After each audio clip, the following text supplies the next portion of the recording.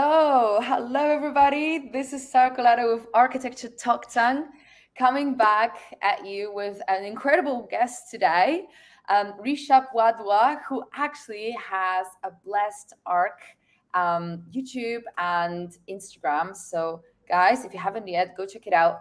And today we're going to talk a little bit about social media for architects, how to make it on YouTube, and also to hear a little bit about his career and his life and what he's planning next.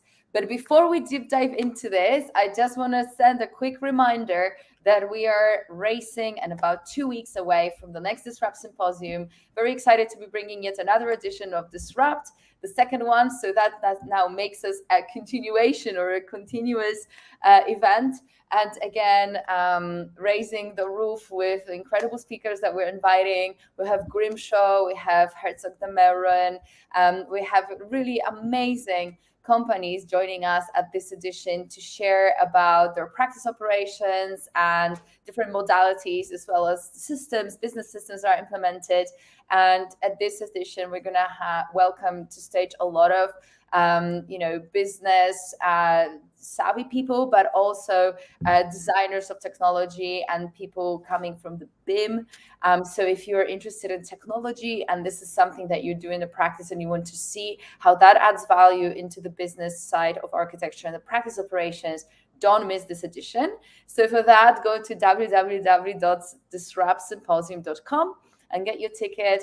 Only 2 weeks to go. And, if you need to reach out for anything, just use the chat widget and send us a message. And that way we'll attend to you. So thank you so much. And coming back to this, Rishabh, thank you so much for joining me today. So let's just kickstart this with you telling us a little bit about yourself.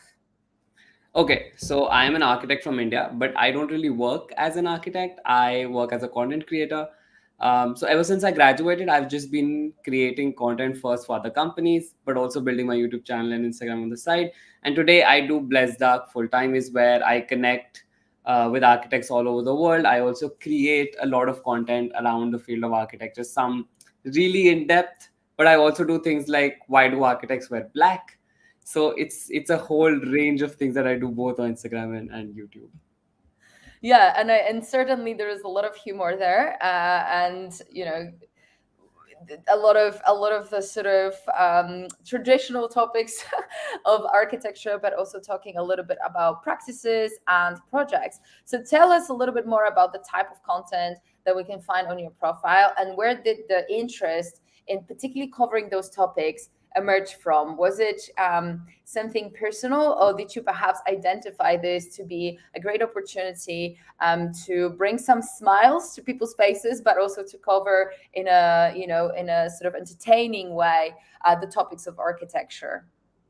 So my content is very very varied, both on like within YouTube and Instagram. Also the content is pretty varied, and separately also on both the accounts the content is varied. So I and that is what people tell me. I think that is what they love about my channel, is that I am really serious at times, and there are these in-depth interviews, and we talk about the philosophy for architecture. We also talk about jobs, we talk about salaries, we talk about all the practical aspects of architecture. And at the same time, I am also releasing videos where I am a bit more comedic, which are more light-hearted, or maybe some videos like I one recently put up one where I shared the story of my depression.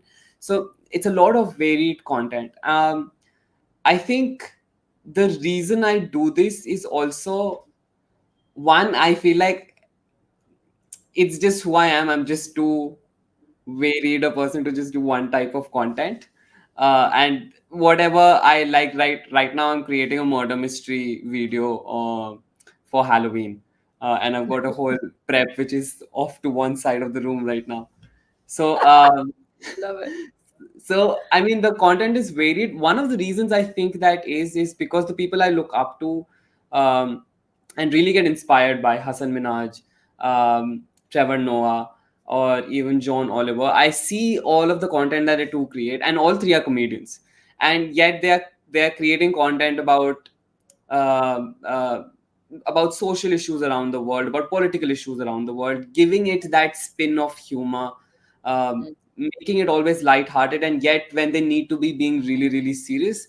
So that drama that they bring in within whatever that they deliver, whatever they're speaking on, I think I'm really inspired by that. I'm nowhere near that, but I try and bring that same drama within my videos, whether I'm creating even a random video about how AI will take over architects and just architects will be out of jobs, or I'm creating a video on the life of Antoni Gaudi, which a lot of people tell me that they cried like towards the end watching that video because his story is so heartbreaking.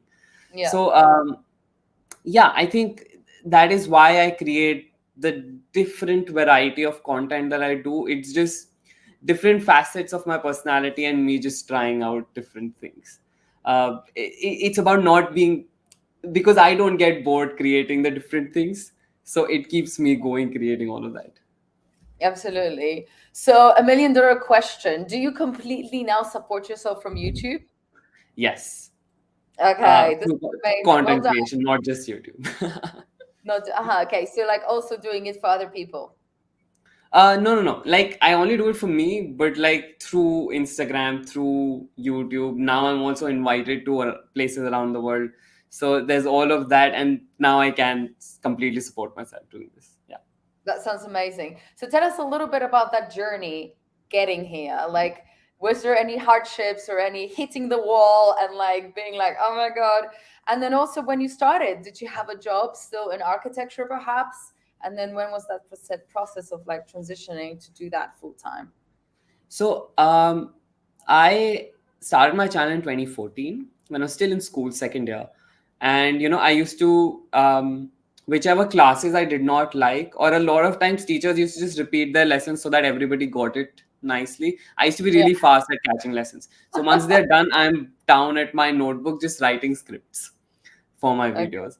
And at that time, it wasn't architectural videos. It was just me having fun because the YouTubers that I looked up to were all fun, Joe Sugg, Connor Franta, doing just random comedy. And I used to like that. And those are the content that I used to want to create. And that was the case till like 2018. There were architectural contents in between, but there was just a lot of also other fun stuff. This was till 2018. So 2018, I was doing my final mandatory internship in a city different than mine, and there, when I was leaving the final day, the principal architect, she got up, and because everybody was saying things about each other, it was a nice farewell that three of us were leaving all together, the interns, so they gave us a farewell. And the principal architect got up and she said, Rishabh, you have so much energy in life, but if you could just use all of that energy and put it in one direction, you can really go far. And I think she meant architecture, but I was like, you know what, she's right. And so, so what I did was, when I came back home, I talked to my dad, right? And I said, Dad, listen, I want to try something in content creation, and I want to see if I can make it. Give me 1 year, because this is something one of my YouTuber, like the people I look up to, Lily Singh, had also done. She had a chat with her father, and that is where I got the idea from. So I chatted with him. I said, listen, give me 1 year, and if I can create something or get something from it, then I'll continue. Otherwise, I'll go back to architecture. He said, all right. And so that year, I really put content creation in full gear. I was also working for other companies, making videos for other people. Even the firm I was doing my internship at hired me to create videos for them because they really liked what I did. So I kept getting work, but it was not enough. Mm-hmm. And right, like 20 days before the deadline of my 1 year, and I was like, now I'll also start looking for offices and also start looking for master programs to just continue architecture. And 20 days before my year was coming to an end, I actually got a job, nothing to do with architecture, just content creation. It was for a company that makes accessories for motorcycles and motorcycle riders, and I didn't even ride motorcycles, which I told my future boss on the phone, like, I don't know anything about motorcycles. He said, don't worry, you create content, we'll take care of the motorcycles. Uh, and that is how I got a job at Trip Machine Company. Uh, this was in 2019. And 2019 up until last year, which is 2021, I was working for them, and I was also creating Blessed Dark on the side. So Hmm. of course, doing a full-time job and creating content, it was just I was working non-stop and just taking a break for sleep. That was Hmm. pretty much my social life for the entirety of it. The COVID pandemic, of course, forced us all inside.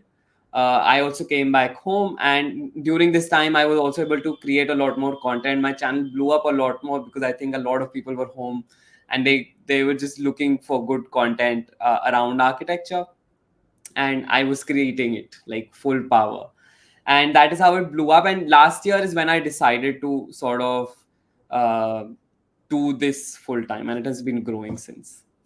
Amazing. So blowing up meant from how many followers to how many followers? So blowing up meant from 13,000 to like 30,000 is what Oh my blowing God, up meant. that's amazing. So you like kind of doubled up basically over Corona. Yeah, for sure. And then, so now you're at 100,000, which is like yet Yeah. three times more than that. So, like, how did that happen? Is it like YouTube's algorithm at some point wakes up and they're like, oh, this guy, he's like, people like him. Let's just show him to more. What happened between 30,000 and 100,000?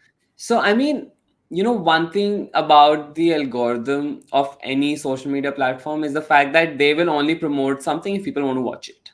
And people will Hmm. want to watch it for two reasons. One, they know you, and they'll want to watch it. Two, it's like really good, and so they'll want to Hmm. watch it. So those are the two main reasons why people watch whatever they watch. A lot of your favorite creators might just create content that you don't like, but again, you know them, and so you'll watch Yeah. that video. Right. Yeah. So I think both of those factors work together. Is more people started knowing me, and so they started watching more of my content. And while they discover, like a lot of people tell me they discover me through my documentaries that I make. I've made one on Zaha Hadid, Bianca Ingalls, Frank Gehry, Tadawando. So a lot of people tell me they find me through my documentaries, and then of course more of my documentaries are recommended to them once they watch it, Uh-huh. because they enjoy watching it. So I think there was both consistency and creating a relationship with my audience over time. Both of them have worked, and of course it's just like going to the gym. You just keep at it, keep at it, keep at it, and it might not come. Sometimes it might just come a little abruptly in the world of social media, but it's still about keeping at it, and once you keep at it, it does flower. Of course, along the way you see how you can tweak it, make it better, make like I the gear I just upgraded last year. Till then, I did not have a great gear. So this I upgraded last year. I got better lighting. I got that blessed dark thing. Yeah, Uh, that's cool. I love it. Actually, you look like you're in a professional studio. yeah, but And if here I I show am. you like a macro This is view, it's my just my studio. room. She's like a travel lamp. But you know what? Like my room. This is my room. The right here is my bed, which a lot of Mhm. people don't realize because they see a very cropped version of me. Yeah, yeah, I love it. It looks, yeah, it looks So like you're in a, but the lighting is supposed professional. I mean, like you yeah, have the backlight that is like creating depth and also just like a, so you have a this lot of also like I shadow on your picked up face that makes it over look the really, years. yeah. So like over time, you also pick up on how to make these things better with Mm, your content as well, and in your content, because again, with the stories that I do, it's about getting better at writing, getting better at delivery, getting better at editing, which I did over time. Like if you see my video on 2014, 2018, and 2022, you will see the leaps and bounds of progress that I've made over the years. yeah, So I think all of those factors have worked. The content got better. People were more interested in the type of content that I was creating, and also people started knowing me. So that yeah. community feeling started growing. Started to grow. Excellent. I love this. So tell us a little bit about like your biggest takeaways or like the biggest lessons as you were producing it. You talked about how you learned to be more efficient. Was that specifically coming from like a feedback of an audience, or it's just ways in which you were managing this content and your project with the creation, with the storytelling that changed over time, as you know, as these lessons came of more experience? So the quality of the content went up because, again, one, I think you get better is when you consume better. Mm-hmm. uh, One is because even right now, the content that I consume, the kind of stories that I want to tell, I'm nowhere near that. So I Yeah. always, with every video, try and push to get there, right? Mm-hmm. One is I'm still not satisfied with the work that I do, so there's always that keeps pushing you. um, and then you figure out, like, along the way, when you know you want to create that kind of a video out there, that kind of content that can completely keep you fixed at it right till the end, which I'm trying to do with the next video, with the murder mystery. Yeah. So so in that, then you also see what all do I need to do to be able Yeah. to do that, and you just figure it out. If And that is why one thing I can tell all creators out there, much more than your camera, your mic is really important. It does not matter that you might have a blurry footage, but if you have great footage with not a great mic, it just shatters the whole thing. So you So, so these are the things that you pick up. It's mic first, light second, and then camera third. That is how it works. mm-hmm. um, so, of course, getting better at all of that, understanding the technical side of creating content as well, because the audience doesn't care. They don't care about how I create content. They just want to see a good end result, Yeah. right? It is my job to figure out how to give them that. uh, Mm-hmm. and and if I do not create a good enough result for them, they will go to the next creator out there. Mm-hmm. It is not happening as much because there are not many people within architecture who are creating similar kind of content, so I'm lucky that way. But Yeah. I know there are lots of places where I feel like my content can be so much better, and then I just figure out, like, next video, every video that you create, you try and get, even if it's interviews that I do, every video that I create, there's something I take away from those interviews, even if it is about what kind of questions seemed Yeah. silly, like, seemed great when I was writing them, but within the interview seemed silly. One good Yeah. thing with me, I edit all of my interviews.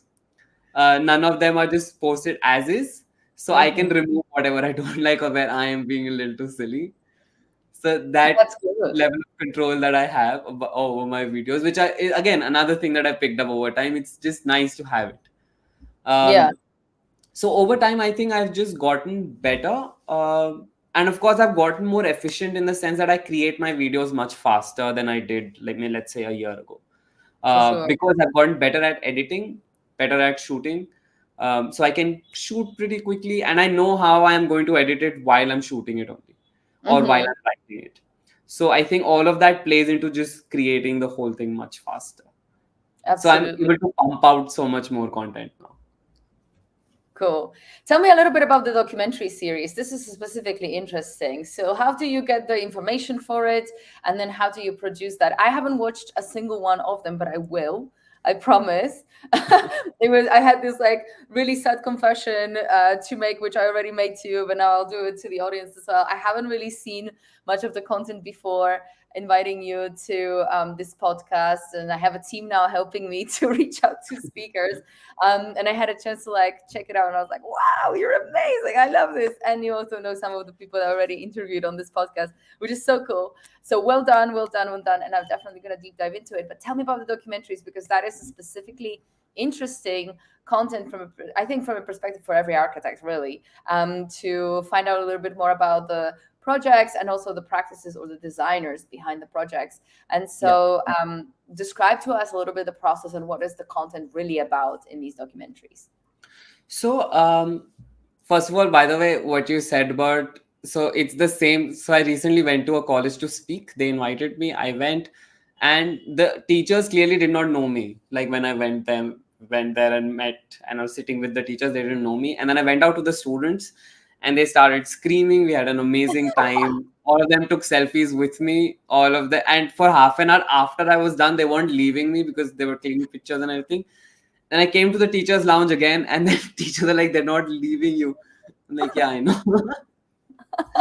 So a lot of younger people do know me that way, because I've it's more of a community that, as I said, just built And over it's also time.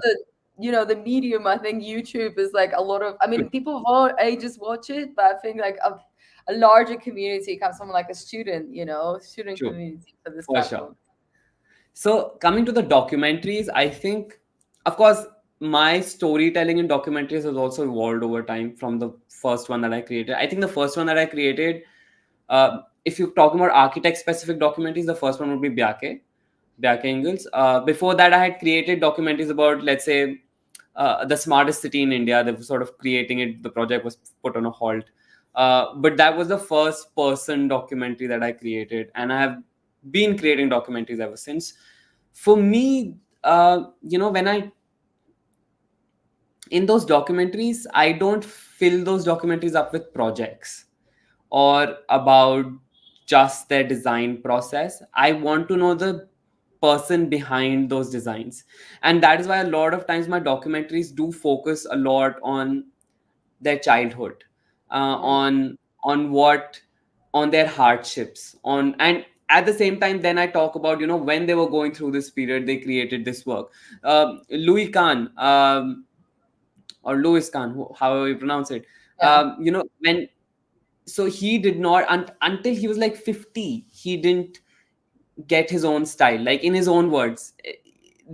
He could not completely capture what it is that he wanted to build. His style was not evident to him, and it is after one trip that he took to the ancient ruins of Rome. This was his second trip, by the way, to the same place, and that is when it struck him the kind of architecture that he wanted to create. And all of the major works that you see of him that are famous all over the world today came after that.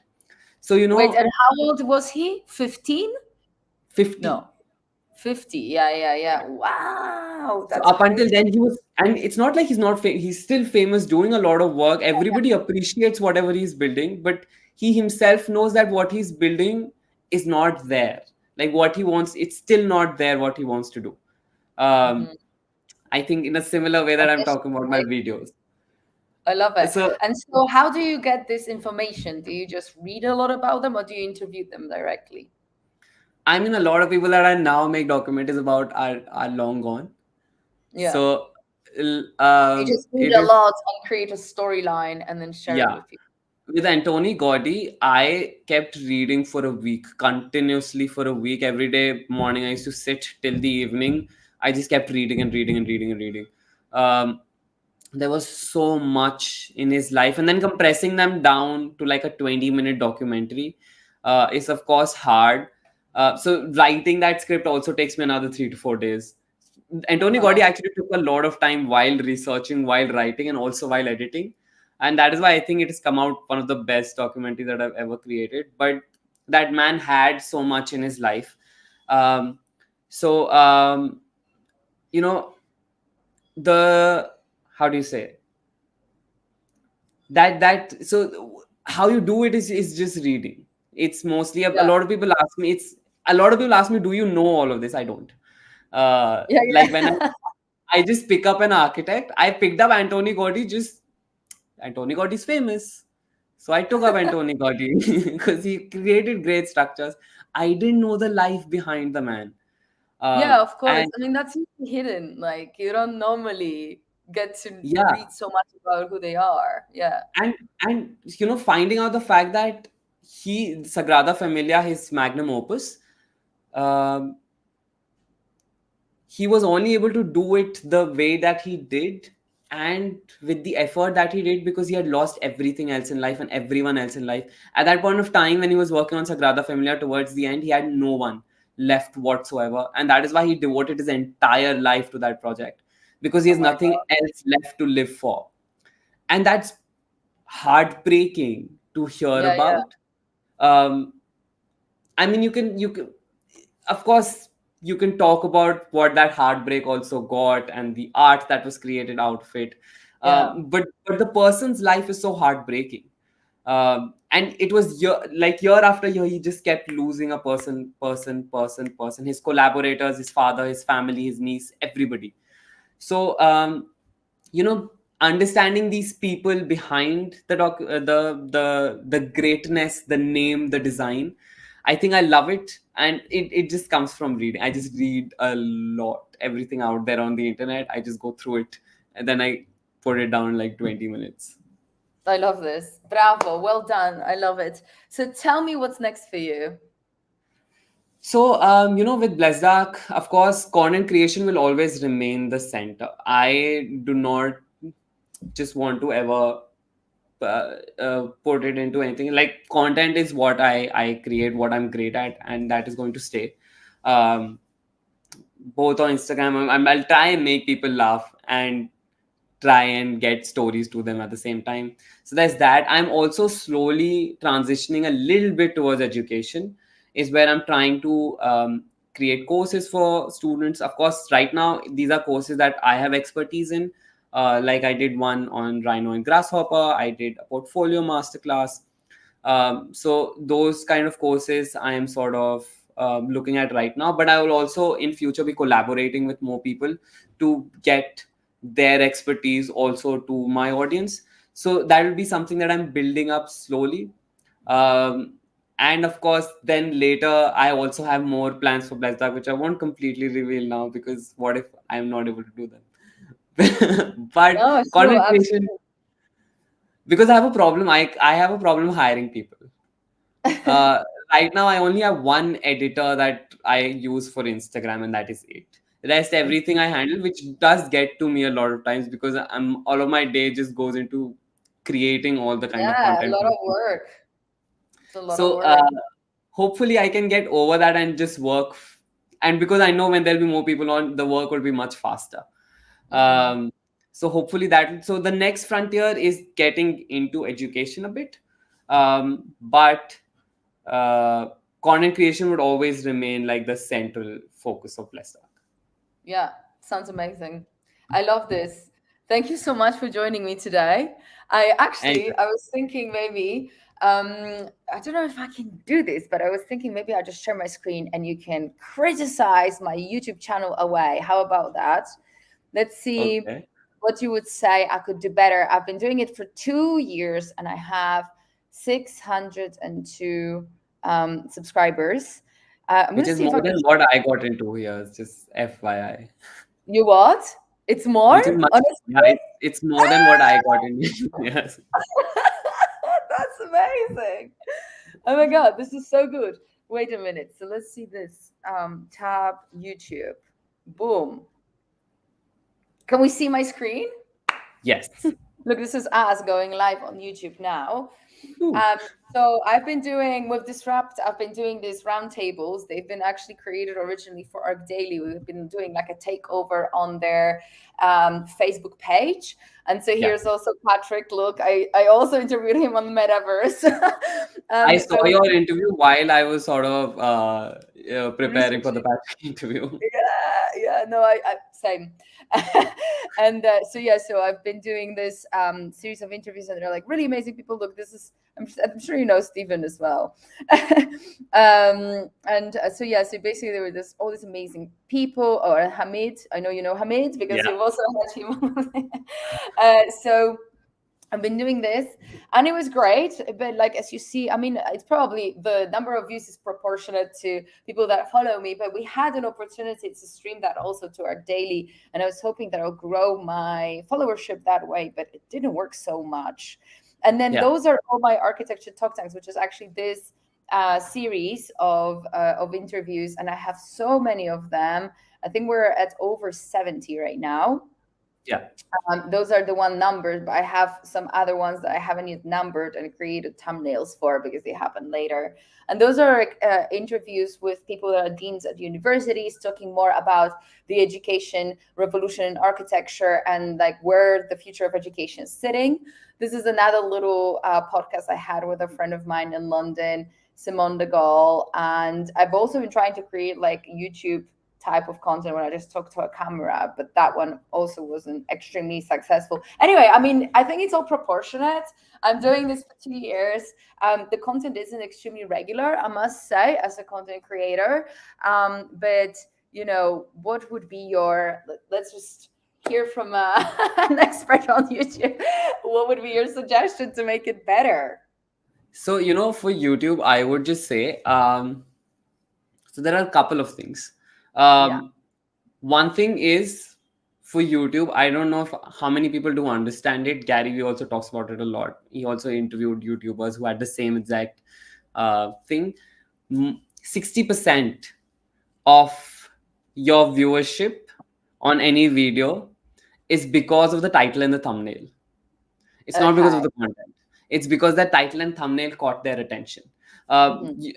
Because even though you're creating a lot of like content that can get a lot of value to a lot of people, Yeah. uh, people are not coming always to YouTube for value. Yeah. You have to present that value in a way that tells them, that they will enjoy it or they will want to watch it. So you have to package it in a way that people would want to click on that particular video.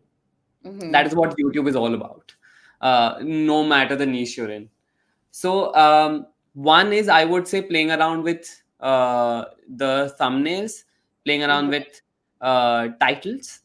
And also, when I say playing around with thumbnails and titles, is, you can, like, I do this for some of my interviews, is I take up some specific line that they said within the interview, and either that will come into my thumbnail or that will come into my title. Like one of the architects that I recently interviewed, Vinu Daniel, and Yeah. he said architecture is a sin.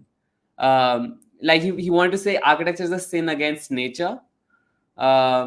That, whenever you build something, you are butchering what is there on the landscape to build your own vision on it. So architecture is always just butchering of what it is, and that is why he takes his responsibility very seriously, because at the end of the day, he's still a butcher. But that line, architecture is a sin, and that became my thumbnail of him just saying architecture is a sin. I love this. So Yeah. understanding things like that, making it more catchy. And instead of smaller images for thumbnails, I would also just try and use as big an image as you can of the person. uh, just put them on the screen and then blend them with the background somehow, or just have them much bigger. People respond to faces much more than anything else. And Interesting. lastly, I would just say, um, so you can do these live, but my recommendation would be, after it's done live, to take that live video. I don't know if you can download it here, but to Yeah. edit it. And then when I say edit, you can also, of course, there, whenever there are pauses or whenever there are moments that you feel like are uninteresting, or this just got stayed, or if there were something that was happening in between, you can chop them off.